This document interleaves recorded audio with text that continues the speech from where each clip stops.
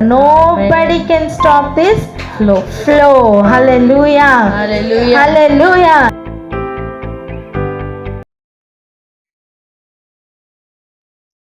ఐదవ అధ్యాయం, ఎస్తేరు గ్రంథం 5వ అధ్యాయం.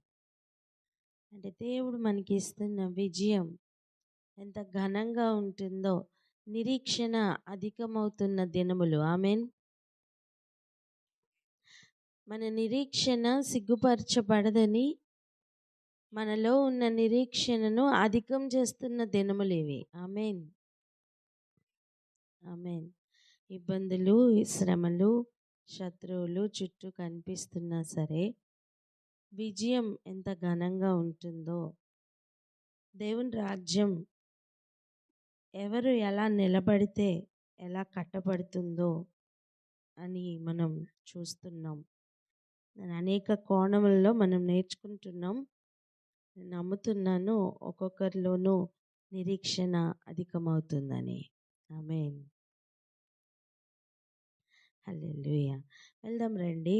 ఎస్తేరు గ్రంథం 5వ అధ్యాయం. 5వ అధ్యాయం మొదటి నుండి 5 వచనాలు చదువుకుందాం. 5వ అధ్యాయం మొదటి 5 వచనములు. 3వ దినమందు ఎస్తేరు రాజభూషణములు ధరించుకొని రాజనగరు యొక్క ఆవరణములో రాజు సన్నిధికి వెళ్లి నిలిచెను. రాజనగరు ద్వారమునకు ఎదురుగానున్న రాజ ఆవరణములో తన రాజాసనము మీద రాజు కూర్చొని ఉండెను.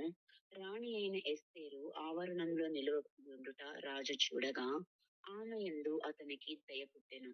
రాజు తన చేతిలో నుండి బంగారపు దండమును ఎస్తేరు తట్టు చాపగా ఎస్తేరు దగ్గరికి వచ్చి దండము యొక్క కొన ముట్టెను. రాజు, రాణి అయిన ఎస్తేరు, నీకేమి కావలెను? నీ మనవి ఏమిటి? రాజ్యంలో సగము మట్టుకు నీకు అనుగ్రహించదనని ఆమెతో చెప్పగా, ఎస్తేరు, రాజునకు యుక్తముగా తోచిన ఎడల నేను రాజుకు సిద్ధము చేయించిన విందునకు రాజవైన తామును హామానును నేడు రావాలనని కోరుచున్నానని ప్రత్యుత్తరమిచ్చెను. ఎస్తేరు మాట ప్రకారముగా జరుగునట్లు హామాను చేయవలయునని త్వరపెట్టుమని రాజు సెలవీయగా, రాజును హామానును ఎస్తేరు చేయించిన విందునకు వచ్చిరి. హల్లెలూయా. ఎప్పుడైతే మొర్దెకై చెప్పినట్టు ఎస్తేరు చేయడానికి నిశ్చయించుకొని, సరే నేను వెళ్తాను, నేను ఏమైనా సరే నేను వెళ్తాను రాజుతో మాట్లాడడానికి. అక్కడ రూల్స్ అండ్ రెగ్యులేషన్స్ అన్నీ కూడా వేరుగా ఉన్నాయి. రాజు పిలవకపోయినా, ఇప్పటికీ నేను 30 రోజులు అయింది రాజు దగ్గరికి వెళ్ళి, అంటే నెల రోజులు అయిపోయింది. రాజు నన్ను పిలవలా, కలవలా, చూడలా, మాట్లాడలా. అయినా సరే ఎవ్వరే కానీ రాజు పిలవకుండా వెళ్ళడానికి వీల్లేదు, అయినా నేను వెళ్తాను అని ఎప్పుడైతే డిసైడ్ చేసుకుందో, కానీ ప్రార్థన పూర్వకంగా కదిలిందో, నేను ప్రార్థన చేస్తా, మీరు కూడా ప్రార్థన చేయండి అని మనందరూ కూడా ఉపవాసం ఉండి ఎప్పుడైతే కదులుతున్నారో, ఇక ఎస్తేరు కదలికలు చూడండి. 3వ దినమందు ఎస్తేరట మొత్తం రాజు దగ్గరికి వెళ్ళడానికి వెళ్ళి నించుందట. ఆ రాజు దగ్గర నించోగానే, రాజు ఆవరణంలో వెళ్ళగానే దేవుడు ఎస్తేర్ని చూడగానే దయ పుట్టించారండి.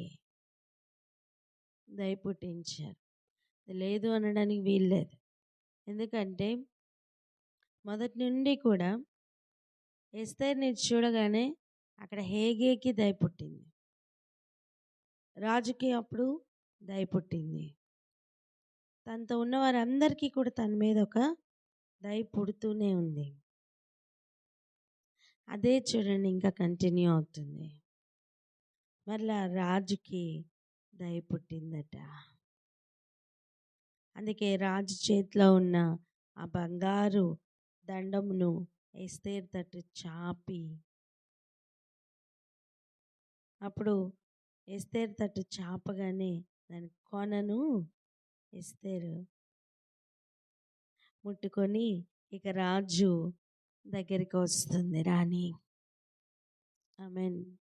ఇక్కడ ఒక విషయాన్ని మనం ప్రార్థన చేసుకుందాం. చాలాసార్లు పరిస్థితులన్నీ వ్యతిరేకంగా మారిపోయి నువ్వు అడుగు పెట్టే అవకాశం లేకుండా, నువ్వు మాట్లాడే అవకాశం లేకుండా పరిస్థితులన్నీ వ్యతిరేకంగా మారిపోయి ఉన్నాయా? ఇదిగో దయ పుట్టించినట్లుగా ప్రతి ఒక్కరి మీద, ప్రతి ఒక్క బిడ్డ దయ పొందినట్లుగా ప్రార్థన చేద్దాం. కుటుంబ జీవితాల్లో కావచ్చు, అనేక పరిస్థితుల్లో కావచ్చు, అనేక వ్యతిరేకతల మధ్యలో కావచ్చు, ఎప్పుడైతే ప్రార్థన పూర్వకంగా తగ్గించుకొని వెళ్తావో,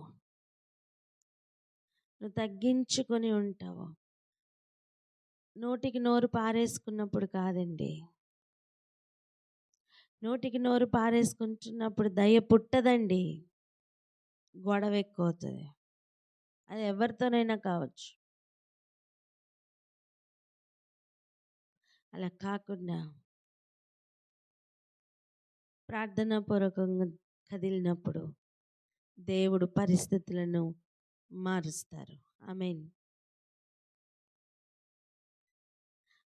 ప్రతి తంత్రములు కూడా ఎదిరిస్తూ నువ్వు దయ పొందుతూ ఆ తంత్రముల మధ్యలో నిలబడగలుగుతావు.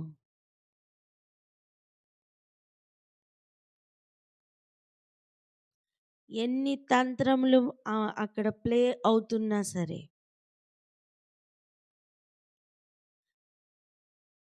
నువ్వు దేవుని సన్నిధిలో ఉండి వెళ్ళు, నీ మీద దయ పుడుతుంది. ఆమేన్. ఇక్కడ ఆగి ప్రార్థన చేద్దాం. ఎంతమంది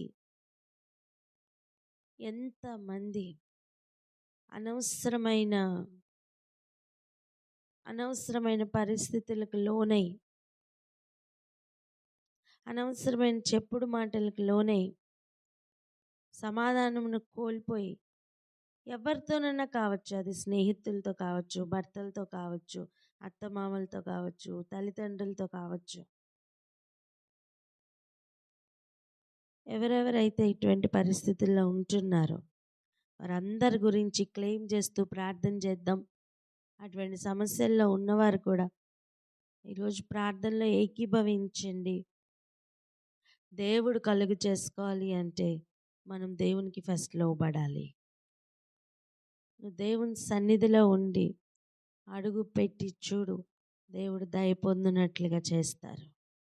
ఎంత ఘన విజయం ఇస్తుందో మీకు తెలియదండి. ప్రార్థన చేసి కదలండి, మీకు అర్థమవుతుంది. ప్రార్థన అందుకోండి ఎవరైనా గ్రహించిన వారు.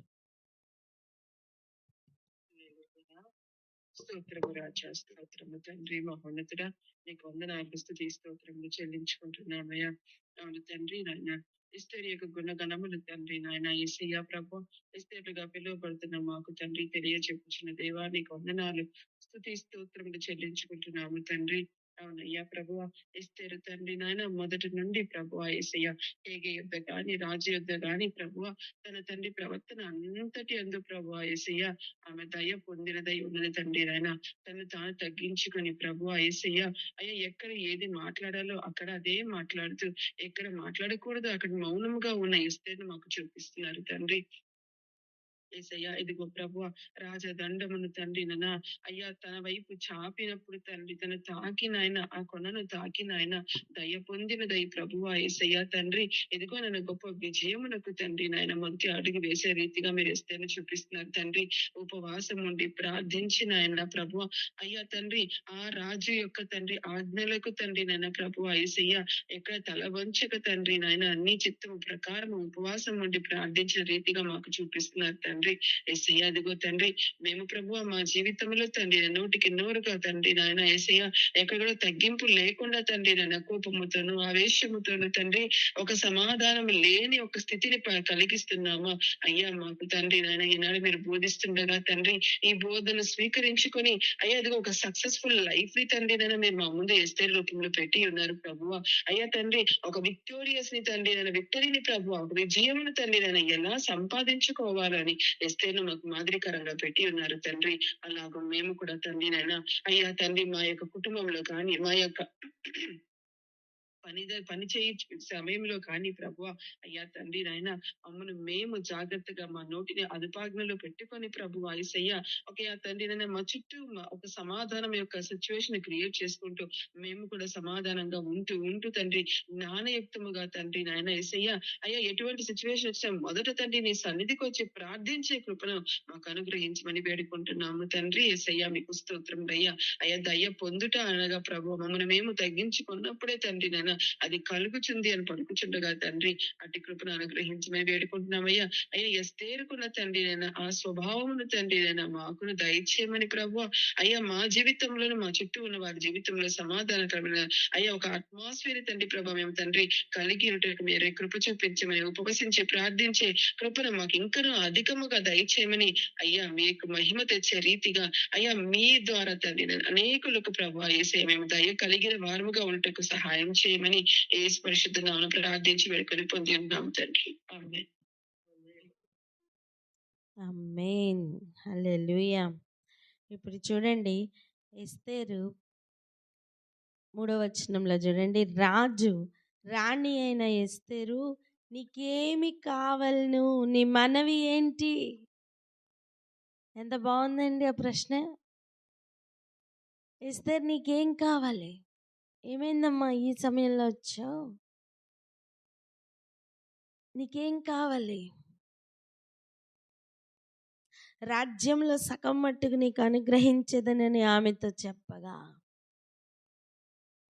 అంటే తను పొందిన దయ ఏ రేంజ్లో ఉందో చూసారా? రాజ్యంలో సగం మట్టుకు అడిగిన నీకు ఇచ్చేస్తా. ఒకసారి ఆలోచించండి. ఇంచుమించు 63, 64 సంస్థానాలు నీకు ఇచ్చేస్తానంటున్నాడు.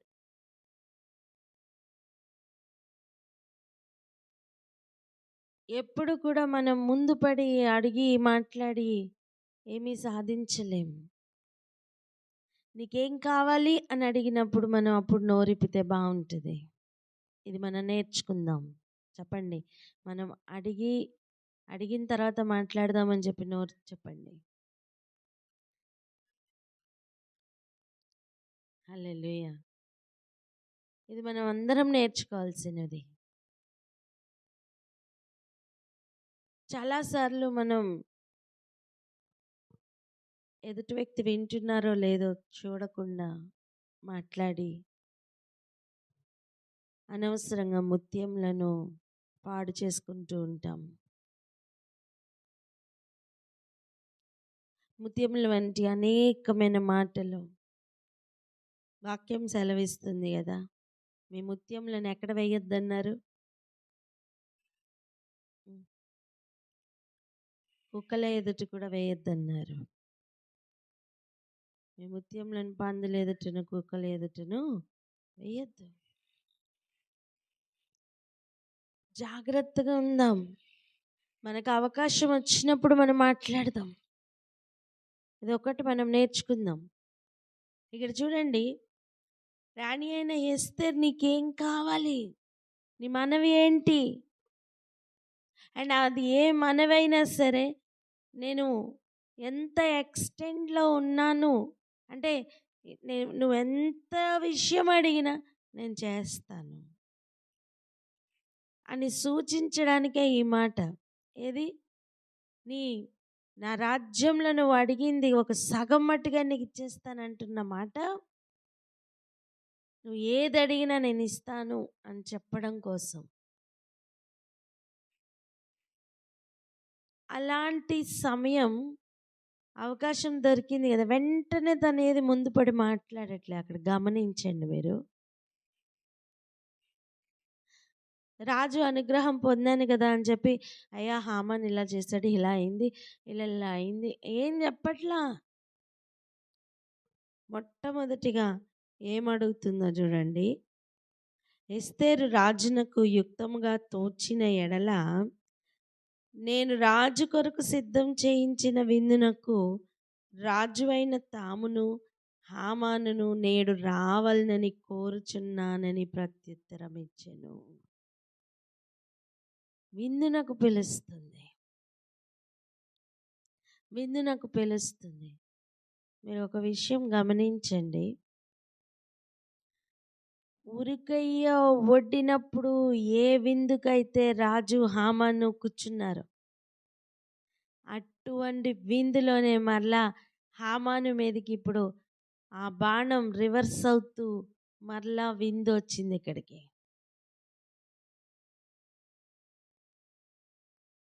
చెప్తాం. శత్రువు అనే కాదు, పరిస్థితులను దేవుడు రివర్స్ చేయడానికి, యూటర్న్ తీసుకోవడానికి సేమ్ సిచ్యువేషన్లోకి తీసుకుని వెళ్తారు అంటున్నాను నేను.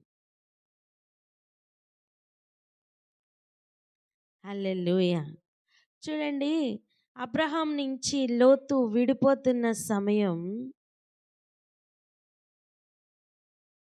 విడిపోవడం, కలిసి ఉండడం అదొక జంక్షన్. విడిపోవడం, కలిసి ఉండడం అదొక ప్రయాణంలో అదొక జంక్షన్. లోతు విడిపోయాడు, వెళ్ళి సొదొమ గొమొర్రాలో నివసించాడు.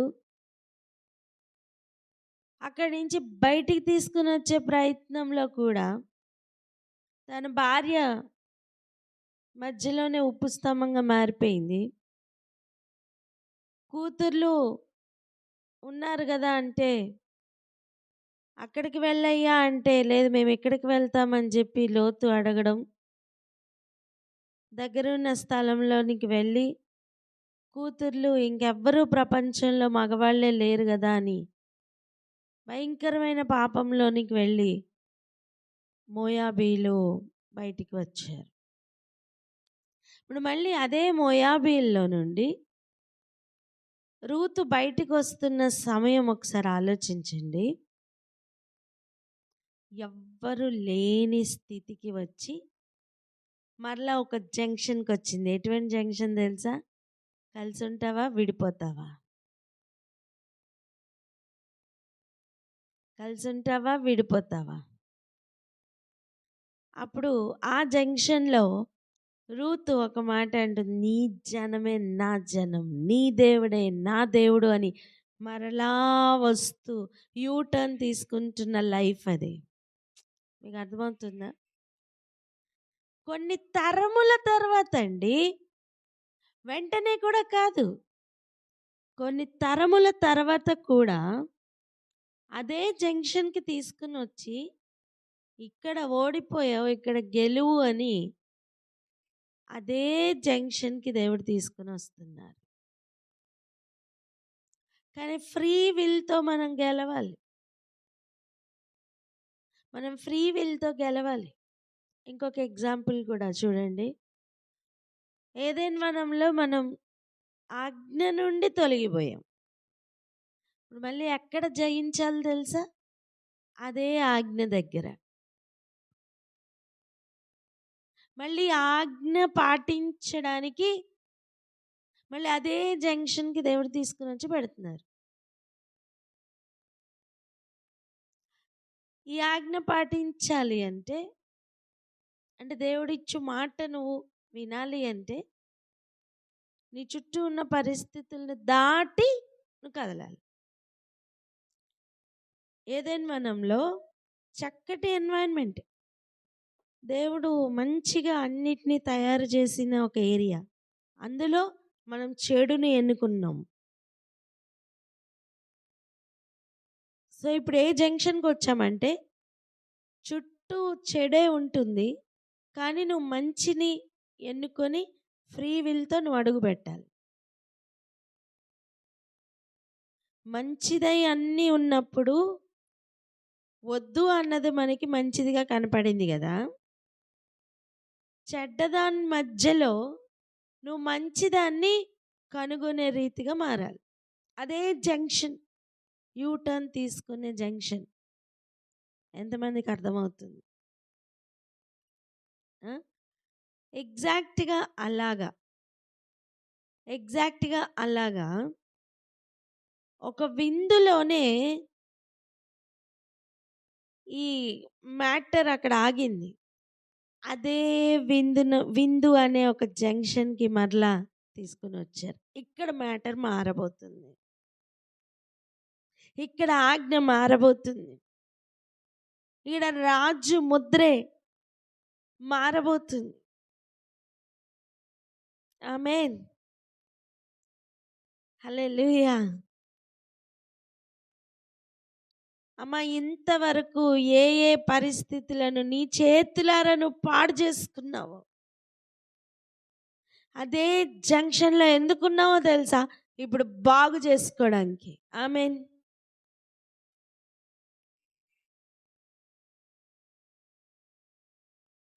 జ్ఞానవంతురాలు తన ఇల్లు కట్టుకొనును. జ్ఞానం లేక మూర్ఖతతో ఇంతవరకు పాడు చేసుకున్న స్థితిగతులు చాలు. జ్ఞానం దేవుని యొద్ద నుండి తీసుకుని వచ్చి జ్ఞానం నీకు ఇవ్వాలని జ్ఞానమే ఎదురు చూస్తున్న కాలం ఇది. జ్ఞానం ఎవరో కాదు, జ్ఞానం స్వయంగా యేసయ్య. అది ఈ లోక జ్ఞానం కాదు.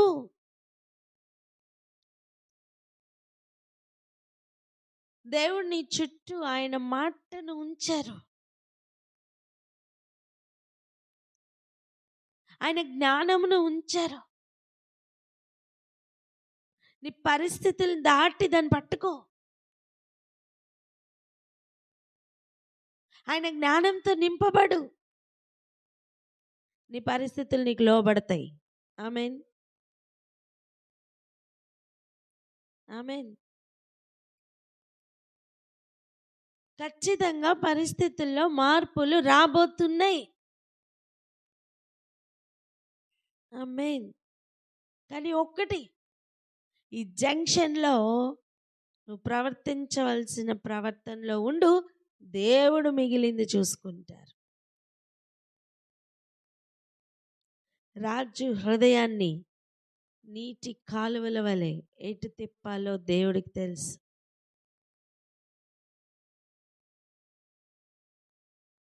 అదే జంక్షన్కి వచ్చారండి. ఇప్పుడు ఏ జంక్షన్కి వచ్చారు? విందు అనే జంక్షన్కి వచ్చారు. చెప్పండి, ఎక్కడికి వచ్చారు? విందు అనే జంక్షన్లోకి వచ్చారు. ఇప్పుడు చూడండి ఆ విందులో ఎలా ఉందో. ఎస్తేరు మాట ప్రకారం జరిగినట్లు హామాన్ని కూడా త్వరపెట్టి రాజు రావాలని సెలవు ఇచ్చిన వెంటనే ఇక బయలుదేరారు. ఎక్కడికి? విందుకి. ఇక్కడ ఇంకొక మాట కూడా చూడండి. నీకేం కావాలి అని అడగగానే ఎస్తేరు కూడా అడుగుతున్న మాట, రేపు రావాలి విందుకు అనట్లా. వింటున్నారా? విందుకు ఎప్పుడు రావాలి? నేడు రావాలని కోరుచున్నాను. నేడే, ఇప్పుడే. అంటే ఈ విందు ఇప్పుడు రెడీ చేసిందా అండి? రెడీ చేసుకుని వెళ్ళిందా? హల్లెలూయా. నేనేమంటున్నా తెలుసా? నువ్వు ప్రార్థనలో ఉపవాసం ఉండి కూర్చున్నప్పుడు దేవుడు ఎలా కదలాలో ఆలోచన ఇచ్చి పంపిస్తారు.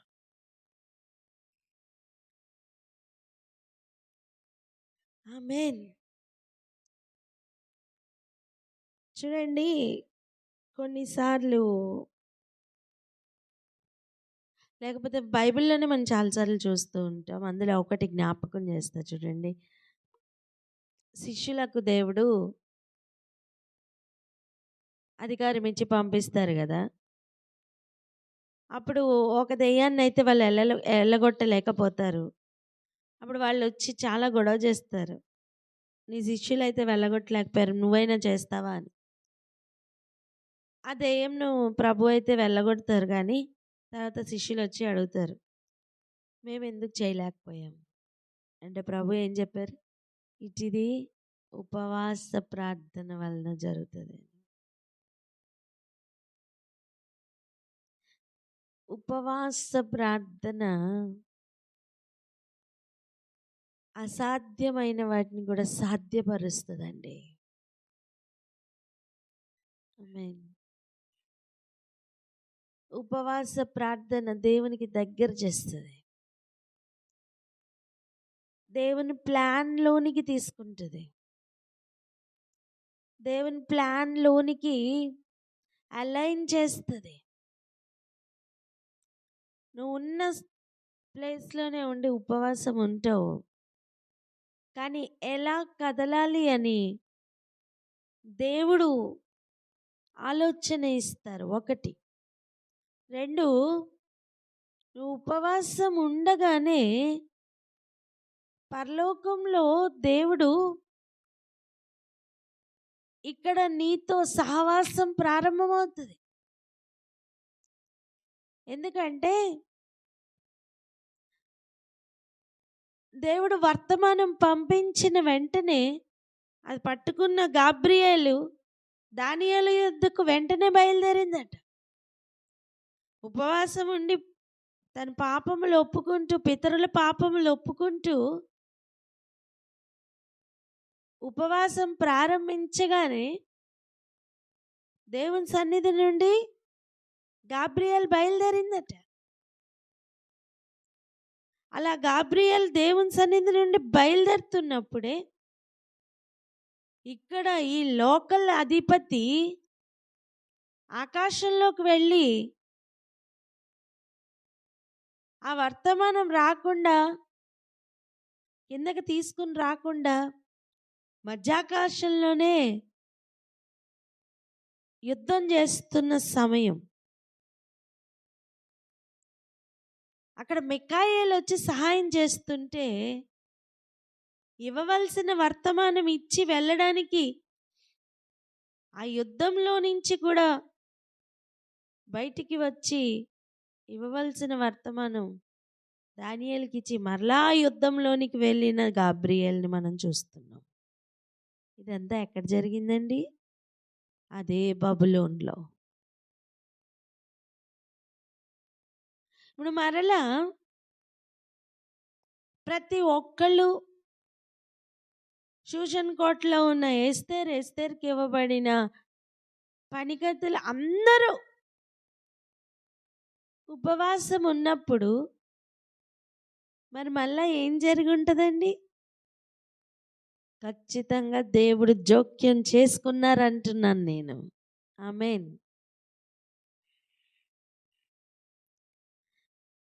హల్లెలూయా. నేనేమంటున్నానంటే ఆ రాజ్యంను పరిపాలిస్తున్న ఈ చీకటికి సంబంధించిన అధిపతుల నుంచి రాజుకి కనెక్షన్ కట్ అయింది. అందుకే ఆ మాటలు వినడానికి ఇప్పుడు రాజుకి మనసు లేదు. ఇప్పుడు ఎస్తేర్ చెప్పిన మాట వింటున్నాడు. మీరు గమనించండి, ఒక్కొక్క మాట వింటున్నాడు. అక్కడున్న ఆజ్ఞలను దాటి దయ పుట్టి రాజదండం చాపాడా లేదా? ఇప్పుడు నీకు ఏం కావాలి అని అవకాశం ఇచ్చాడు.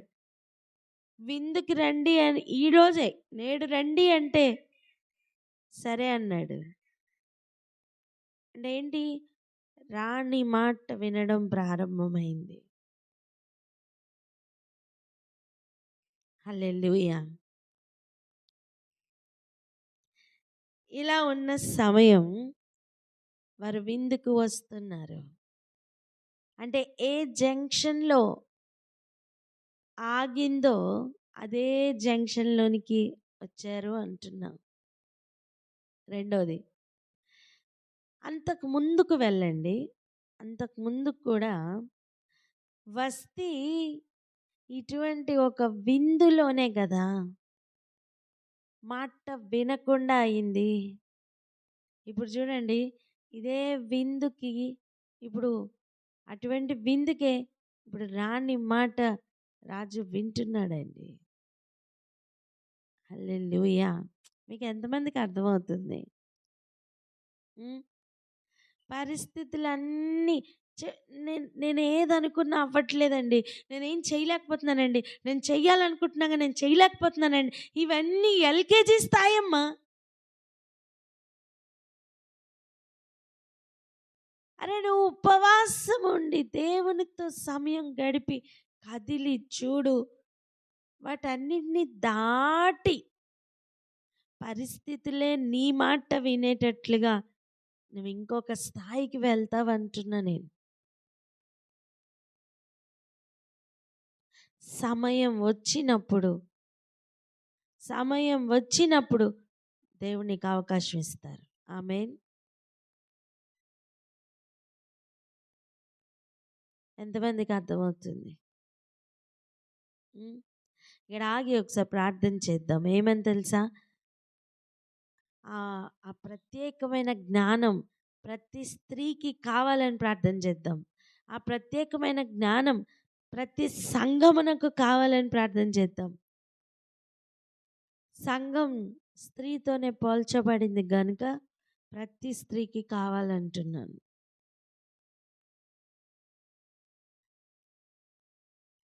కుటుంబాలలో ప్రతి ఒక్కరికి, అది పురుషుడే కావచ్చు, స్త్రీకే కావచ్చు, ప్రతి ఒక్కరికి ఇటు జ్ఞానం కావాలి. అనవసరమైన మాటలు, అనవసరమైన కోపాలు, అనవసరమైన వేరే వేరే ఇతరపు ఆలోచనలు, వాటితో ఆ తల్లిదండ్రులకు పిల్లలకు ఉన్న రిలేషన్ పాడు చేసుకొని ఇవన్నీ చాలమ్మా. ఈ గ్యాప్లో అపవాది పెరుగుతున్నాడు, పెంచి పోషిస్తున్నాం వాడిని.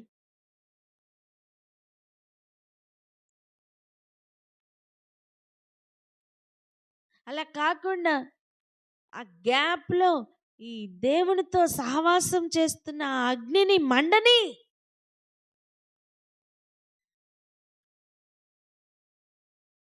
ప్రతి నిరుత్సాహం అందులో కాలిపోతుంది.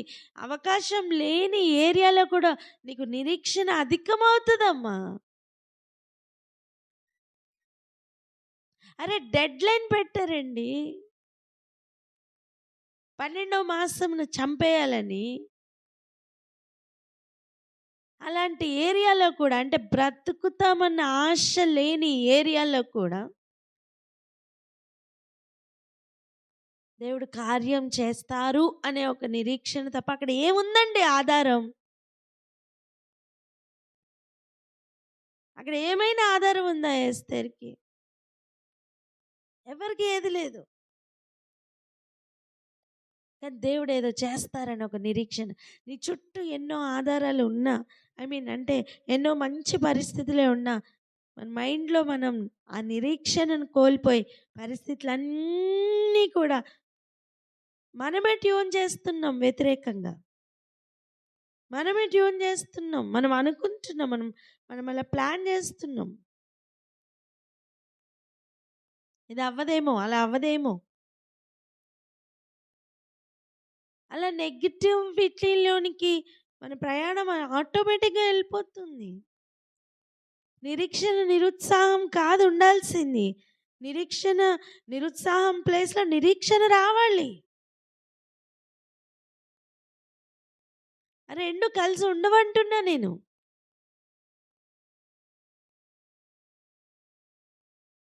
కొన్నిసార్లు అలా, కొన్నిసార్లు ఇలా ఉండదలా, ఉండద్దు.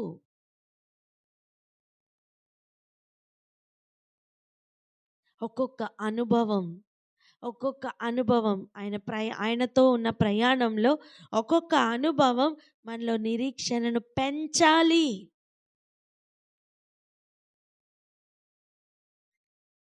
ఆమేన్. అలా పెంచకపోతే ఆ ప్రయాణం యొక్క విలువ ఏముందండి? ఒక మాట చెప్పనా? మనం పూర్తిగా దేవుని మీద ఆధారపడడమే ఆయనకు కావాలి. ఆమేన్. పరలోకంలో ఉన్న ఆయన మనకి భర్త అని ఎందుకు చెప్తున్నారండి? భరించువాడు కదా! ఆయన భరిస్తానంటున్నప్పుడు మనం ఎందుకు మన భారాన్ని మన మీదే ఉంచుకోవాలి? మనం ఆధారపడట్లేదు. ఒక్కసారి ఆధారపడి గనక కదిలితే ఏం చెయ్యాలో ఆలోచన దేవుడిస్తారు. ఆమేన్. నేనేమంటున్నానంటే, ఎస్తేర్ అయితే విందుకు పిలిచింది రాజుని. అయితే మనం కూడా ఏదైనా పరిస్థితిలో విందుకు రండి అని పిలిస్తే వస్తారా? కాదు, అది కాదు. లిటరల్ మీనింగ్‌లో ఆ విందు కాదు నేను చెప్పేది. ఈ పరిస్థితులు పాడైన జంక్షన్ ఏదో నీకు దేవుడు చూపిస్తారు. ఆమేన్. నువ్వు ఆ సిచ్యువేషన్ మళ్ళీ అక్కడికి వస్తుంది, అక్కడ నువ్వు జయిస్తావు.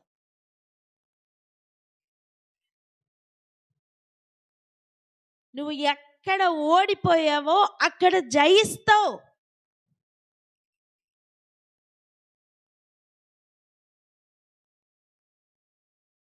పరీక్షలో ఫెయిల్ అయ్యాడండి ఒక బిడ్డ, మళ్ళీ పాస్ అవ్వాలి. మళ్ళీ పరీక్ష రూమ్కి వెళ్ళాలా లేదా? వెళ్ళాలి. మళ్ళీ అలాగే ఇన్విజిలేటర్ ఉంటారా లేదా? మళ్ళీ అలాగే ఇంకొక ప్రశ్న పేపర్ ఇస్తారా లేదా? మళ్ళీ అలాగే పెన్ను పేపర్ పెట్టి తను రాస్తాడా లేదా? సేమ్ సిచ్యువేషన్, కానీ ఇంతకుముందు ఫెయిల్, ఇప్పుడు పాస్. హల్లెలూయా. అర్థమైందా? అలా అలా ప్రతి ఒక్కరి జీవితంలో ఇప్పటి వరకు నువ్వు ఇంతకుముందు ఎక్కడెక్కడ ఫెయిల్ అయ్యావో ఈరోజు క్లెయిమ్ చేసుకో. ఏ ఏరియాలో నువ్వు ఫెయిల్ అయ్యావో కూడా నీకు తెలీదా? చాలాసార్లు ఇలా అనిపిస్తుంది, నేను ఎక్కడ మిస్టేక్ చేశాను నాకు అర్థం కావట్లేదు, నాకు ఎక్కడ మిస్టేక్ అయిందో నాకు తెలియట్లేదు అని ఒక బాధ, వేదన లోపల ఉంటుంది కదా. ఈరోజు ఆ వేదనతోనే ప్రభుతో ప్రార్థనలో ఉండు. నువ్వు ఎక్కడ ఓడిపోయావు, నువ్వు ఎక్కడ తప్పుగా ఉన్నావో నీకు దేవుడు చూపిస్తారు. ఆ ఏరియాలో నీకు దేవుడు తీసుకుని వెళ్తారు. నువ్వు అక్కడ మరలా జయించు. ఆమేన్. ఫస్ట్ మనం ఫెయిల్ అయ్యామని మనకు అర్థం అవ్వాలండి. చిన్న కుమారుడు కూడా చూడండి, నా తండ్రి ఇంటిలో ఆహారం ఉంది. ఎక్కడ ఫెయిల్ అయ్యాడు? తండ్రి ఇంటిలోనే ఫెయిల్ అయ్యాడు. ఉన్న ఆధిక్యత నాకు వద్దన్నాడు, ఉన్న ఆహారం నాకు వద్దన్నాడు, నా ఆస్తి ఇచ్చే నేను వెళ్ళిపోతానన్నాడు. అసలు తండ్రి ఇల్లే వద్దన్నాడండి.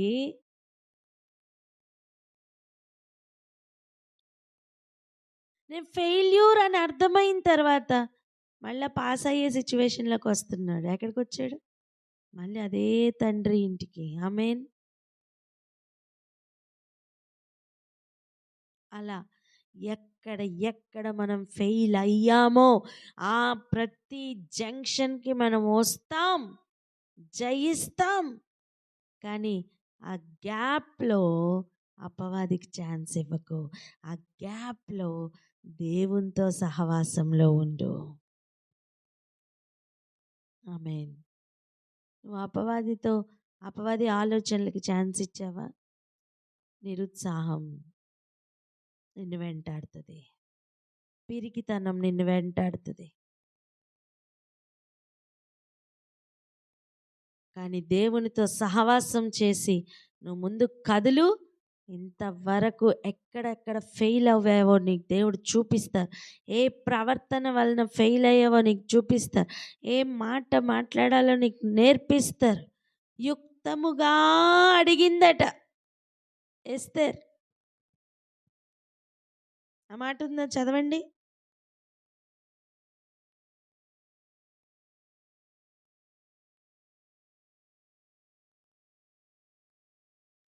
4వ వచనం చదవండి. ఎస్తేర్ రాజునకు యుక్తముగా తోచిన ఎడల నేను రాజు కొరకు సిద్ధం చేయించిన విందునకు రాజువైన తామును హామాను నేడు రావాలని కోరుచున్నానని ప్రత్యుత్తరం ఇచ్చెను. అడగడం కూడా ఎంత చక్కగా అడుగుతుందో చూడండి. రాజుకు యుక్తముగా తోస్తే అంటే ఏంటి? మీ చిత్తమైన ఎడల ఇట్లా అడుగుతాం కదా, అలా నేడు రావాలనని కోరుచున్నాను. ఈరోజే విందుకు రావాలని కోరుతున్నాను. ఎంత చక్కగా అడుగుతుందండి. ఇన్ఫ్యాక్ట్ తను యుక్తంగా అడుగుతుంది, కానీ రాజుకు యుక్తముగా తోచిన ఎడలా అని అడుగుతుంది. నేనేమంటున్నా అంటే, ఎలా మాట్లాడాలో కూడా దేవుడు నీ నోటికి మాట ఇస్తారంటున్నా. ఆమేన్. అలా చక్కగా దేవుడు నడిపిస్తున్న మార్గంలో నడుస్తూ చక్కగా పాడైపోయిన ప్రతి సిచ్యువేషన్ని కూడా మళ్ళీ బిల్డప్ చేసుకుందాం, ప్రయత్నం చేద్దాం, ప్రార్థనలోకి వెళ్దాం. ఇటువంటి ఒక చక్కటి ప్రార్థన ఉండాలి. ప్రార్థన జీవితం అవసరం. అన్నిటిని మించి ఆయన మీద ఆధారపడడం అవసరం. మిగిలిన విషయాలు రేపు చూసుకుందాం, కానీ ఇక్కడ ఆగి ప్రార్థన చేసుకుందాం. ఎంతమంది ప్రార్థనలో ఉండి కదులుతున్నాం? ఒకసారి ప్రార్థనతో కదులుతున్నాం, ఒకసారి లేకుండా కదులుతున్నాం. ఎన్నిసార్లు మనం ఓడిపోతున్నాం?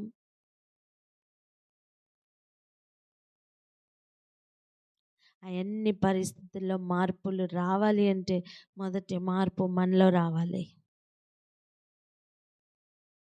దాని కొరకే ప్రార్థన చేద్దామా? ఆయన మీద ఆధారపడడానికి నేర్చుకుందామా? పూర్తిగా ఆయన మీద ఆధారపడదామా? ఒక్కొక్క ప్రార్థనకి జవాబు రావడానికి పరలోకంలో కొన్ని యుద్ధాలు జరుగుతున్నాయి తెలుసా? నువ్వు భూమి మీద సహవాసం చేయడానికి దేవునితో నిశ్చయించుకున్న మరుక్షణం పరలోకం మొత్తం కదులుతుంది తెలుసా? భూమి మీద నిన్ను కంట్రోల్లో ఉంచి నీ పరిస్థితులను, ఆ నెగిటివ్ పరిస్థితులను కంట్రోల్లో ఉంచుతున్న అధిపతులు ఇక్కడ నీతో పోరాడలేక, ఎందుకు? నువ్వు ఆల్రెడీ దేవుని సన్నిధిలో ఉన్నావు, నువ్వు ఆల్రెడీ దేవునితో ఉపవాసంలో సహవాసంలో ఉన్నావు. సో నిన్ను కదిలించలేరు. సో ఇవన్నీ ఏం చేస్తాయి తెలుసా? నీకు రావాల్సిన వర్తమానం రాకుండా, నీకు రావాల్సిన ఆ బ్లెస్సింగ్ మళ్ళీ రాకుండా మధ్యాకాశంలో వెళ్ళి పోరాడుతూ ఉంటాయండి.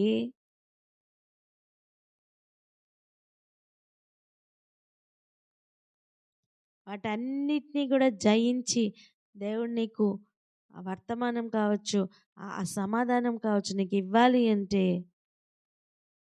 అందులో నిలబడి ఉండాలి.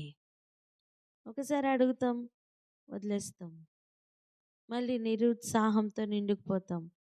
ఎలా కదులుతారండి? ఎలా విజయంని చూస్తాం? అరే సమాధానం రాయవలసిన పేపర్ కూడా ఒక ఆన్సర్ రాసి ఇచ్చేస్తే అయిపోతుందా?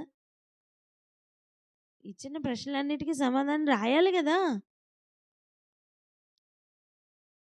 అప్పుడు కదా ఫెయిల్ అయిన ప్రతి ఏరియాలో పాస్ అవ్వడం సాధ్యం. అలా జీవితంలో ఇంతవరకు ఎక్కడెక్కడ ఫెయిల్ అయ్యామో అన్నిట్లోని కూడా పాస్ అవ్వాలి అంటే దేవుడు ఆ జంక్షన్లోనికి తీసుకుని వచ్చే జ్ఞానం ఇస్తారు.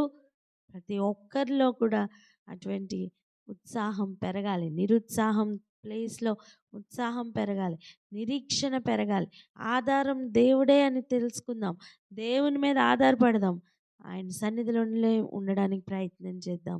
ప్రతి ఒక్కరు కూడా ఆయనతో సహవాసంలో ఉందాం. అప్పుడు ప్రతి పరిస్థితిలోనూ కూడా దేవుడు నీ మీద దయ పుట్టిస్తారు. నమ్మి ప్రార్థన చేద్దామా? ప్రార్థన చేద్దాం అక్క.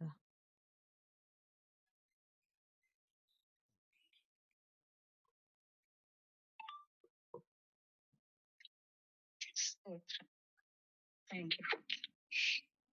ప్రార్థన చేసుకున్నామండి.